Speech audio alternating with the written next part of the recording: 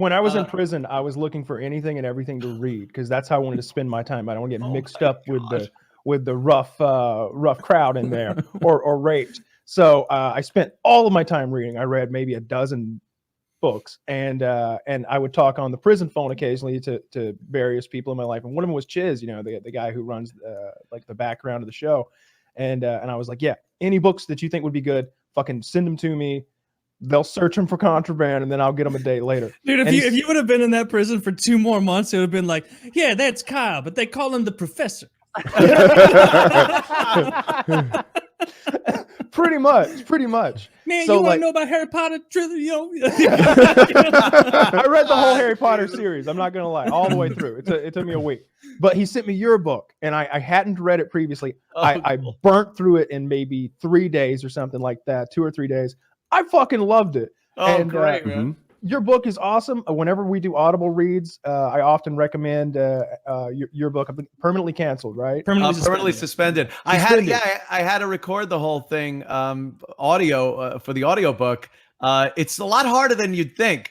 When you're talking, you just talk, but you don't notice every little mistake you make as you're just having an or an or something. But when you do that, you can't really have those pauses like that. That would be not good. Yeah. So I had to do it. And then I realized I could drink a few beers and really be good. And then one beer later and you're terrible. Fine line. Like anything, bowling, darts. Tightrope. Yeah. Yeah. You got to hit that curve. It's perfect. Was it hard to stay still? Do you want to go? Yeah, I want to say one of my favorite parts of the book, and I think this goes back to when you were during that 2-year period where you couldn't work. Maybe you went to a resort or to a vacation or something with a lady, and you stayed like a week or two, and she was like, "Wow, that was great." And you like get downstairs with your bags, you're ready to leave, and you're like, "Wait a fucking minute, why the fuck would I go home? You know what?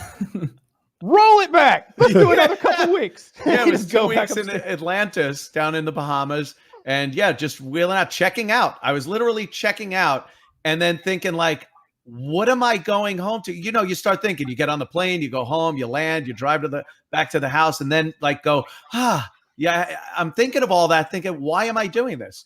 And then I just told the person at the desk, can I get another 2 weeks here? They said, yeah. I was like, all right, bags back upstairs. A month in Atlantis. It was amazing. A month. My favorite part, my favorite part of the book is when your mother sends you to go stay with your dad for a few months. Oh yeah. And when it's time to come back, I don't remember where you're coming back from. It's like you're coming from like Southern California to maybe New Jersey, right? To New York, yeah. To New York.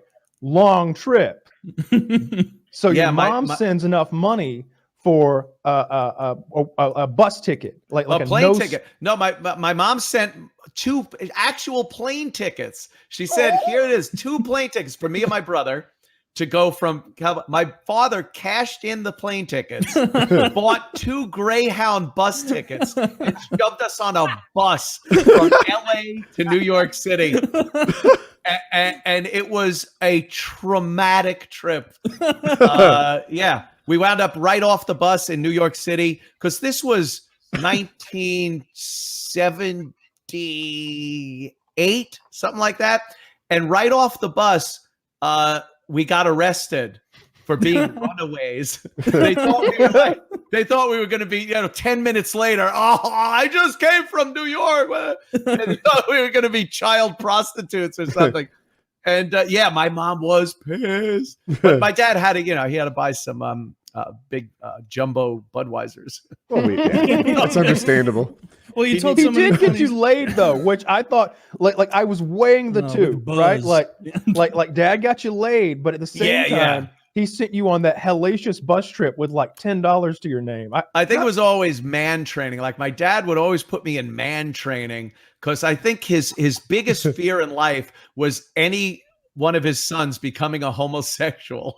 He was like, it couldn't be dealt with. So it was constant man training. I mean, I was 13 years old. He shoved a gun in my hand and got me up on a horse with a scabbard and a 30-30 Winchester, like old school. I was like the rifleman. And And I had a Ruger 1022 pistol on my hip, tied low like Han Solo. It was awesome. And that was my whole life. Was like, stop. If I cried about anything, it'd be like, knock it off, pissy eyes. and I love dropping the F-bomb, which nowadays, you can't use that, but the F-bomb for gay people. And that was his whole thing with me. So I think him sending us on a bus across country was another way of just man up. Him calling you pissy eyes is one of the funniest things I've ever heard. Yeah, your father Always. might have liked my mom. My dad was like, he thought it was the Old West. When we grew up I grew up in San Juan Capistrano, California with him. That's how I spent my early teen years when I left New York. And he thought it was 1850. Like he really had that in his head. I got a cramp in my leg once and screamed bloody murder. And he looked at me and he's like, next time you scream like that, you better have an arrow in your chest. When's that gonna happen? My mom Like, wasn't. when am I? Dad, engines. What was that, Dick? What did he do during the day? Was he like a frontiersman or like an accountant or something like that? With all this. He started out as an investigator in New York. He was a private investigator for an insurance company. That's such a sketchy job. It's so sketchy. It was like, and I loved it as a kid because I'm like, my daddy's Mannix. I thought it was like that. But then he went out to California because I think he wasn't allowed in New York anymore. So he went out to California and just became a cowboy. Like he wanted to be a cowboy. And he got this job as a caretaker of a huge ranch where he lived on it and had to make sure that the fences were mended for the cattle and all that stuff. And when I went out there to visit him, he shoved the cowboy hat on my head, boots on my feet, threw me on a horse and said, "You're a cowboy." And I loved it. It was a lot of fun. And as a kid, it's so exciting. You're just shooting guns off a horseback. Who wouldn't love that? But the irresponsibility of my father was second to none. And eventually, even I figured that out and said, I better get my ass back to New York and do something with my life. And he hooked you up with a cowgirl named Buzz, who was much older than you, that would fuck you to lose your virginity when you were I young, don't even right? know if we could talk about the age difference. I mean, you think Anthony's girlfriend is young compared to him? I do think that, yes. Well, she was 19. I was in my lower than her teens, let's just say. Let's just leave it at that. Yeah. That's why I'm leaving it at that. He wrote a book about this.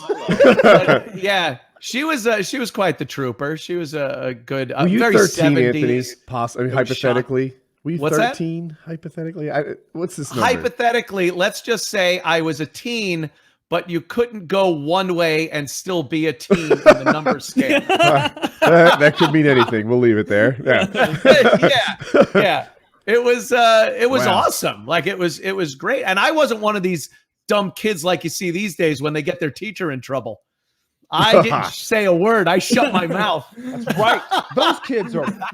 Those fucking rats ruining it for everyone else. Tattletales. You got a good slutty PE teacher? You shut the fuck up and have some fun. Up. Yeah, share the love. Let some other guys get in. Yeah, why are you destroying her career as a great educator? Yeah. Educating you.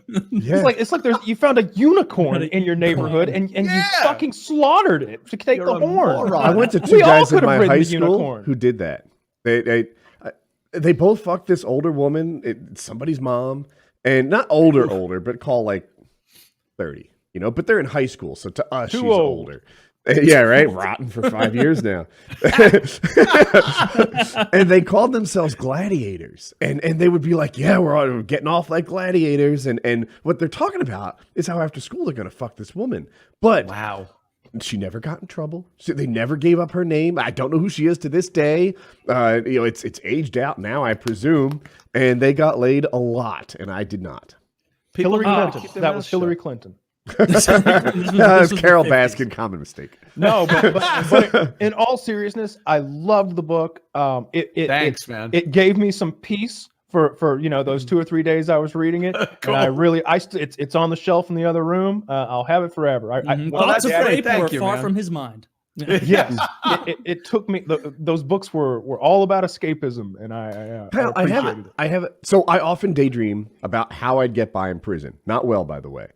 Was reading books a way for you to not get yourself in trouble, to self-isolate? Because that might be something that works. It was a big part of it. I felt like if I was sitting in my bunk with a book, Who could not hate only that? would know what's that? Who could hate that, right? Like, you know, Who could hate that? Because like you might have this idea, like maybe not, that like somebody's gonna be like, look at the bookworm, but it's not high school. We're all locked the fuck down. All right. So like the toughest cholo, the meanest gangbanger, like you can I literally, like, my best buddy was like a Texas cholo, fucking meth dealing, murdering 45-year-old man. And we were working out one day, and I told him, he's like, yo, what you been reading in your bunk? Look, that's a thick book. And I'm like, that's Harry Potter, man. Yeah, is it good? I was like, it's pretty good. You know, this kid, he grows up and he's a wizard, but he doesn't know it. And then he finds out, and he gets to go into this magical world of witchcraft and wizardry, and he finds out that he's pretty important to the whole world. Oh, that sounds tight. You mind if I start on book 1? You on like 3. Yeah, man. I can't believe I never heard of this book before. He hasn't, because he's been locked up for 20 fucking years. He doesn't know about Harry Potter. He doesn't know about Harry Potter. So literally, I'm loaning this scary motherfucker Harry Potter, and I see him over there reading Harry Potter book 1 a page an hour or something like that. Oh, God. And he's like, it's a little hard to read, you know. And I'm thinking, like, I read that shit when I was 10 or something, man. But I don't say that. I'm like, yeah, it's a lot of words in there, you know, and pages. Very dense and complicated Harry Potter. So the Muggles are like the Latin kings. You should have done the machine thing and reused everybody's jokes. Jews, right? They don't want nobody to get the money. Man, I'm wondering gotta if let reading this go. goblin stuff. This is far be it from me to accuse someone of bigotry, but this lady, she's a little anti-Semitic. Why come the only ones who are goblins are like the banker? You know, I'm just saying. So yeah, no, it was definitely a way to self-isolate and like really be to myself, because I felt like maybe if I've got a book in front of me, maybe I just won't get approached for anything, including rape, you know, or like someone with both hands around a book has no hands left for prison gay sex. I don't know. It was just like I'm here doing my own thing. Leave me alone. And but yeah, it was a little bit of the thought escapism. of prisoners thinking that you're really smart because you're reading Harry Potter and Stephen King up there and calling you the professor. Man, that's a professor. You got a problem in here? You ask him, man. He's got it all figured out. Was any of it this? And this is a bigger Woody issue than Kyle issue. I feel like every minute I talk to these guys is a minute that I am risking saying the wrong thing. Right? And if I just read, then I don't fuck anything up. Maybe not your thoughts. No, I feel like I'm good at that for whatever reason. Like I can read the room pretty well, and like I let them do a lot of the talking to like see what level of like, are we going to talk about criminal shit? Are you a racist? And if so, which races do you hate? You know, I need to know that going in. Me too. You just mirror it. Yeah. And then you mirror it. Yeah. Like it or not. Like at the doctor's office, they give you a clipboard and the pen and pencil, and you got to fill it out and hand it in so Turns they know. out I have a newfound disgust for Venezuelans. Yeah, for real. Like Cubans, no good. We don't like the Cubans. Like you find out right away. Snow did not like Cubans. Snow did not like black people, but he would, oh God. We would be walking. There's a big like track, like Snow's you have a it tough guy. And Snow's so tough. So and like he would do chin ups with like medicine balls in a bag that he clipped onto his waist, just fucking cranking them out. Like every quarter mile we'd walk or jog, he'd crank a bunch more out. Anyway, and he was just like, you know, the blacks, they got a word. They don't like you to call them that. And I'm like,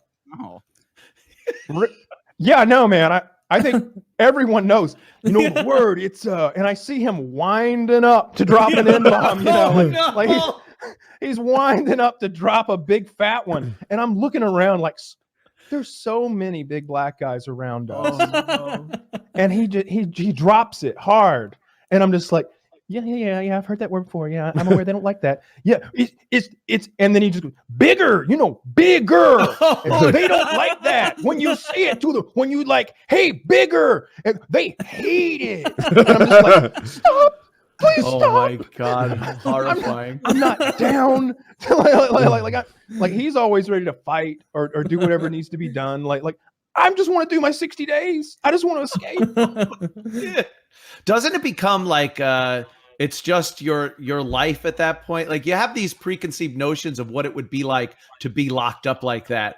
And you've seen movies and people have talked about it that hadn't experienced it. But then when you're actually you in there and they're shutting the door on you and whatnot, doesn't it I'm not going to say it's easier, but it's you, and you're just in another situation that you have to get through. It's not a special anything different magically. It's just still a bad situation that you need to get through. Yeah, to me, it was about setting a schedule and finding a few things that were like creature comforts that would like that would kill X amount of hours every 24 hours. It was like having the day planned out in segments that would eat that day up. That's why when they talk about the death penalty versus life in prison, and they say, well, at least they'll be suffering in prison. It's like, I understand there's no freedom and everything, but people are very adaptable. It just becomes your new life. Like that's now what you do. Yeah. I think I'd rather die. You're not 24 hours a day going, oh my God, I'm suffering in prison. Like you'll laugh, you'll talk to people, you'll have a good time, even though your freedoms have been taken away. But I don't think it's as bad as the death penalty. Or that's how I felt about working in an office. Like, yeah, exactly. There are some jobs that are that bad. Yeah, where I was, definitely I would prefer that over the death penalty because it's low security. There was a medium security prison like on the same facility, like we called it up the hill because you could like see it. It's up on the hill, and it's where I went initially to like get like stripped down and put in my prison jumpsuit and all that jazz, do my paperwork, and they would have stabbings and killings and like legit gang activity going on up there, and they would threaten you with that. They're like, you fuck up here, you go up there. And I saw 2 or 3 guys fuck up at the low and get sent up there. And it's like, he ain't gonna make it. Is there also like is there a prestige in being able to make it? I used to play B-League hockey, right? And some of those guys would do well in A-League hockey. And it was like, yeah he's playing with us, but only because he prefers Sundays to Tuesdays. Yeah. Well, like, there's a couple different classes. So there's a couple different like experience levels. Like we're all like RPG characters in this little low security prison. Some of us, like me, did a real not so serious thing, and that's why we're there. But some of the guys did 10 or 15 at a high security or a medium security and earned their way down. But they're like that fucking rescue dog that has seen some shit. You could tell, like he'll live in your house and he'll get along with your regular puppy, but he's this far away from fucking ripping a throat out and does that shitting on put the him carpet. on But that top baby of the shakes the rattle a little too violently. Face coming off. Does that put him like?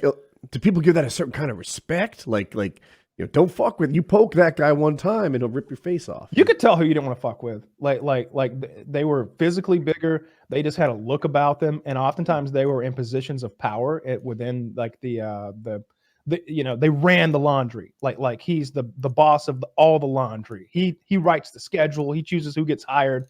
Don't fuck with that guy. And sure enough, that guy had been down, as they say, for nearly 20 years, and he was not a nice man. He's the one I had the shouting match with over the televisions. Yeah, It's by always shouting the match, television. by shouting match, Kyle means being shouted at. Yeah. I shouted back. No, I shouted back because I felt like I couldn't be completely punked out. Now I did change the channel back to where he wanted it. I will fully admit that, but I didn't completely bitch out. Man, you don't change that back to Telemundo, I'm gonna rape you. That was the thing. I want you to know I'm doing this under protest. Yes, but only because I also want to learn spin. It was like, this is the white people TV, dude. Like Shit. and that's a thing. Like there was ESPN, black people TV, Mexican people TV, white people's TV. We had 4 TVs the way I recall it. Wow. And I'm not touching that black people TV. You get some seems very shit. They simple. thought. Watch Frasier. Simple and straightforward. Yeah, they should have labels above it. Yeah. Oh, you don't need Just the different labels. colored Look duct at who's tape. sitting in front of it. Look at who's sitting in front of it. You'll figure it out real quick. And what's on it? The black people are watching fucking VH1, a bunch of like black housewives with big asses and titties hanging out, like talking. It's like Basketball Wives and shit like that. And the white guys are watching the fucking History Channel over there or CNN, and the Mexican guys are watching either Telemundo or fucking some. It's oftentimes a soap opera because like Mexican soap operas have so much sex and so much titties. But Kyle, I'm actually curious because what would happen? Listen to this lineup. You got a History Channel or who knows what's on it, and big black basketball wife, whatever. Can I sit there? Am I allowed? You can sit, absolutely. You can sit wherever you want.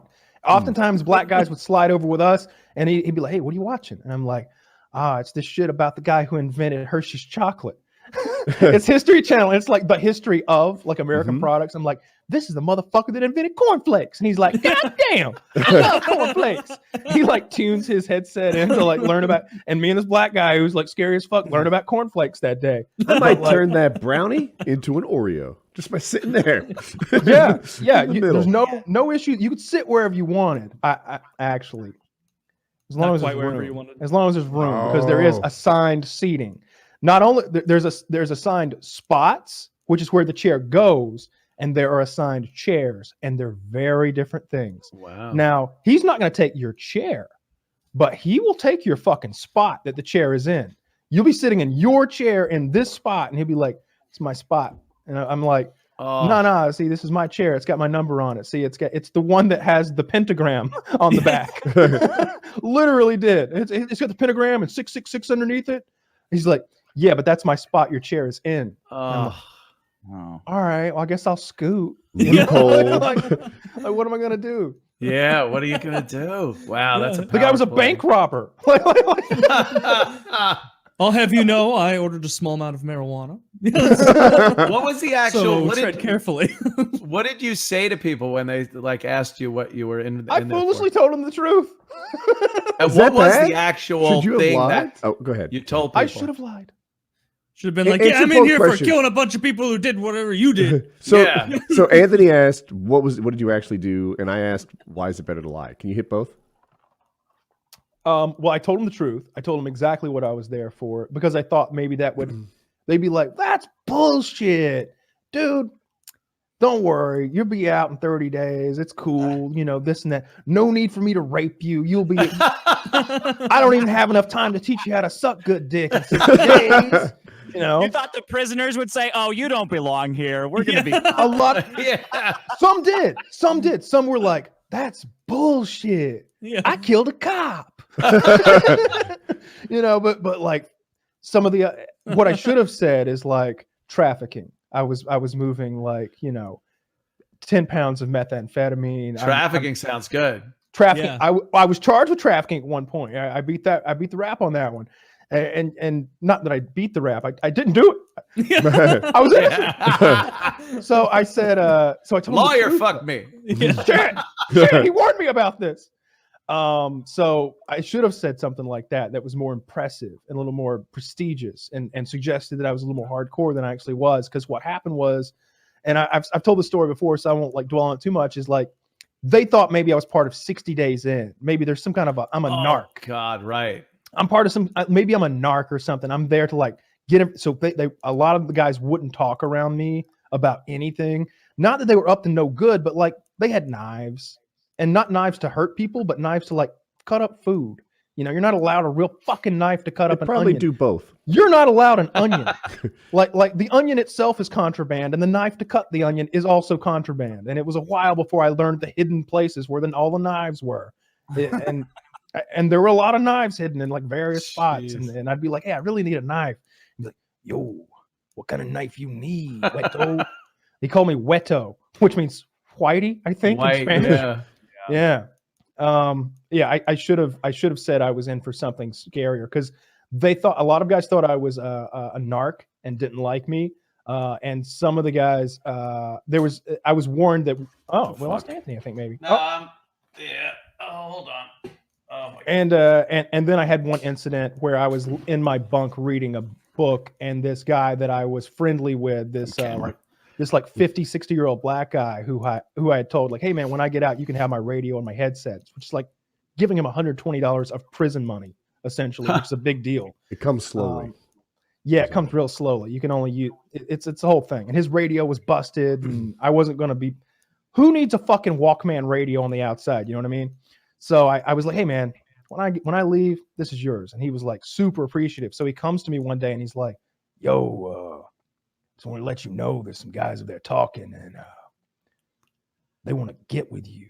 Oh no. And I'm just like, excuse me? Yeah, guy over there, he said he wants to get with you. And I'm like, get with me. You know? And so that was like 2.5 weeks in or something like that, when I just started to feel comfortable with the routine and the shower and like the working out, and the sleep schedule was kind of working out. I was sleeping, you know, a good 12 hours a day. So like half my time is in the bed. I'm out. And then I got all my books, and then there's a rape threat. I'd like to tell you the sisters never got to cop. Yeah, More of an overture. I don't know if I'd call that a rape threat so much. It was a rape warning. It was a rape warning. Sounded like he was just coming on to like you. And yes or no on a box. right. Yeah. Like I'm getting from this that he was making a pass at you. Oh. He was letting me know there was somebody else who was wanting to get with me, and there was talk of rape in there. There were some people who had been raped. There were some people who were like willing participants and just, you know, like to get it on with some other dudes because we're in here for a long time and there ain't no girls. And I was just like, I don't want to get with anybody, and I'm not going to go down with a fight, but I don't want to fight. I just want to read, see how this all works out with Voldemort, and go home. All right. Like, and he was just like, I'm just letting you know. And I'm just like, oh my God. Fuck. I was so stressed out after that. And you can't tell anybody. Like the last thing I'd want to do in that situation is like get a guard and like, excuse me, Officer Moore, there's a bad man somewhere who wants to rape me. Like, oh God. I'd have gotten raped if I'd done that. That would have been a rape. That's the worst part of prison. Like, that's the part that prison just seems like, oh, you hang out, you get your meals, you might have to get into a fight every so often, but like, it's the rape part that really makes people not want to go to prison. Yeah. Because like, aside from the rape, it wasn't that bad. Yeah, like, see, it's like, you hang out. It's camp. If I didn't have like, I've got a nice life on the outside. I really enjoy my life. I have all these freedoms. I have great family and friends, and I really enjoy my house. And I like watching movies and playing video games. I like going out with my friends. I like doing this and that. So not having that was a real problem. But I feel like if I was just like a criminal, it's like, well, shit, this is just like everyday life. You know, we had TV, we got cable TV. You get to work out. You got gym equipment. Well, homemade gym equipment, but gym equipment nonetheless. You know, it's not so bad. The food is okay. So yeah, don't go to jail. It's not fun. Don't go to jail. You don't want to go to jail. It's not fun. Yeah. Well, that great advice. Don't go to prison. Yeah, that's my advice. Mm-hmm. So I know we're working on a little. Dick, can you say something? Can hear us now. Yeah, I've been writing Dick so as not to disturb the show, but we did all this work pre-show. We spent like 10 minutes on it or 5 minutes on it. And I gotta use the restroom. I'll be right back. Perfect. Okay. I'm not hearing Dick like I want to. Dick, can you tap your mic? Check. We can hear you. Tap your but mic. You're quiet. Tap that mic. I'm gonna keep saying it. There you go. Check. I do hear it. It's I too heard quiet, man. Yeah. Yeah, it's just too quiet. Quiet though? Oh, what So the hell? quiet. Yeah, your jokes are never gonna land if we can't hear them. Yeah. We use this fucking thing this setup every fucking week, and it fucks up here, huh? That son of a bitch setup. Son of a bitch setup. Any better? No. Nothing. In there. He is a little louder than he was a minute ago. Like, let's keep about cranking now? that up. Let's keep How cranking that about volume now? up. Is it How your- about now? Anything? Is it your Anything? Windows gain? Maybe I feel like maybe you're cranking one gain to sky high, and there's more that you're missing. I mean, it's all. I don't know. This is. Let me. I'll. Are you on Windows or Mac? I'm on Pro Tools is on a Mac, and then I'm. No, he's coming in How just about as loud that? as you are Any for me better? right now, Woody. Yeah, but Right now, it's but- blown out to some extent. Oh, okay. I just want it to It's be great. blown out for you. Oh shit! Yeah, a little. Like it's not what it can be. I know you got you have the same mic as me. Yeah, I do. I've got my outputs all the way up.